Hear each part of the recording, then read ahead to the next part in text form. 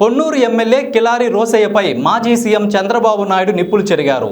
సోమవారం చేబ్రోలులో జరిగిన రా కదలిరా బహిరంగ సభలో ఎమ్మెల్యే కిలారి రోసయ్య 2000 కోట్ల మైనింగ్ మాఫియా చేశారని ఆరోపించారు. పట్టువదలని బట్టి విక్రమార్కుల్లా ధూళిపాల నరేంద్ర పోరాడుతున్నారని సభలో అభినందనలు కురిపించారు. సొంత పార్టీలోనే వ్యతిరేకత, అధికారులకు బెదిరింపులతో ఎమ్మెల్యే కిలారి పాలన కొనసాగిస్తున్నాడని ఆరోపించారు.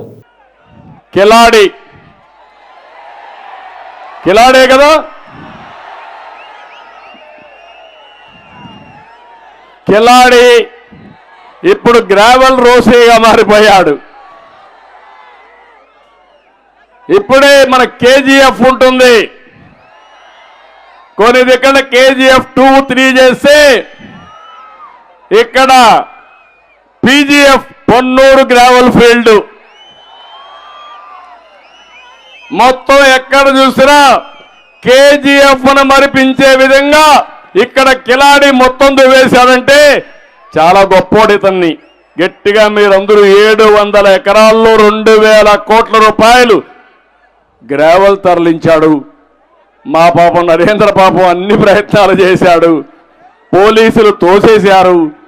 కానీ ఎన్ని చేసినా నరేంద్ర మాత్రం పట్టిన పట్టు వదలకుండా విక్రమార్కుడు మారిగా పోరాడుతూనే ఉన్నాడు.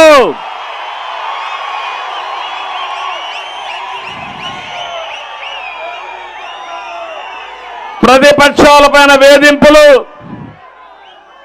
అధికారులకు బెదిరింపులు, చివరికి సొంత పార్టీలో కక్ష సాధింపులు, రేషన్ మాఫియా గొడవల్లో బార్నబాస్ అనే వ్యాపారి జ్ఞాపకం ఉందా తమ్ముళ్ళు? చంపేశారా లేదా? అంటే ఎంత దుర్మార్గంగా ఆలోచిస్తారో మీరు గుర్తుపెట్టుకోవాల్సిన అవసరం ఉంది. ఇక్కడే నరేంద్ర ఉన్నారు, ఇంత మునిపే చెప్పారు.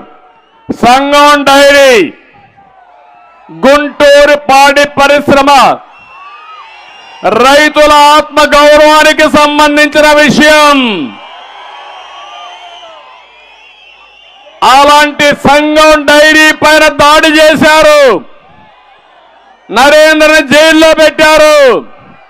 ఒకటే హెచ్చరిస్తున్నా, ఈ రోజు ఉంది, రేపు ఉంది, ఎల్లుండి చక్ర వడ్డీతో సహా చెల్లించే బాధ్యత మేము కూడా తీసుకుంటాం.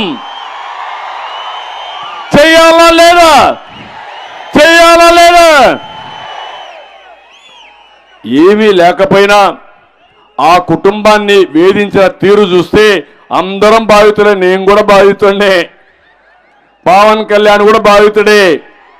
సైకో చేతుల్లో అందరం బాధితులం, లేకుంటే బానిసలంగా ఉండాలి. రేపు మళ్ళా గెలిస్తే మనందరం బానిసలమే.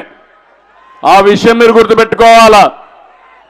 వాళ్ళు చెప్పినట్టు ఆడే పరిస్థితి